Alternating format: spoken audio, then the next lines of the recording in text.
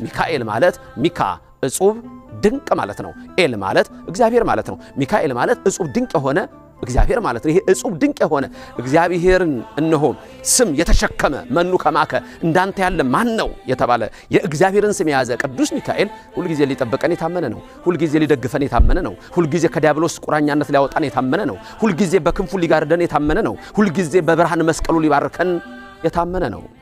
ሌሎች ድንገት እንደ ኢያሱ ያላደረጋችሁ ለመልአኩ ክብር ያልሰጣችሁ ካላችሁ ከዚህ ትምህርት ምን ትማራላችሁ? ኢያሱ መልአኩን ጌታ ያለው መልአክትን ጌታ ይበላችሁ ታውቃላችሁ? ኢያሱ ለመልአኩ ተንበርክኮ ሰገደ፣ ሰግዳችሁ ታውቃላችሁ? ኢያሱ መልአኩ የቆመበት ቦታ የተቀደሰ ስለሆነ በቅድስናው ስፍራ ጫማ ማውለቅ ስለሚገባ ጫማውን አውልቆ አከበረ። ዛሬ ጫማ አውልቃችሁ ለእግዚአብሔር ክብር መስጠቱበታል? ይህ ሁሉ የለም።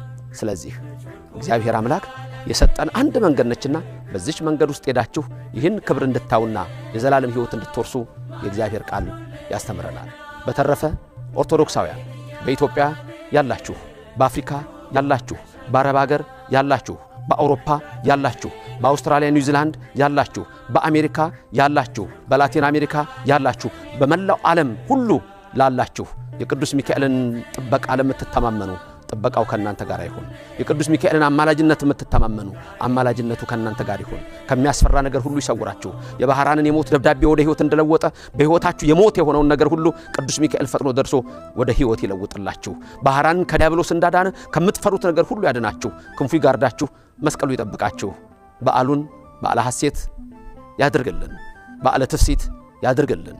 የቅዱስ ሚካኤል ጥበቃ አይለየን። ባላችሁበት ሁሉ ልዑል እግዚአብሔር ይባርካችሁ። እግዚአብሔር በረድኤት ከሁላችን ጋር ይሁን። ክብርና ምስጋና ለስሙ ይድረሰው። የቅድስተ ቅዱሳን ምልዕተ ክብር ምልዕተ ውዳሴ መዝገበ ጸሎት አቁራሪተ መዓት ሰዓሊተ ምሕረት እማምላክ ወላዲተ አምላክ አማላጅነቷ ከሁላችን ይሁን።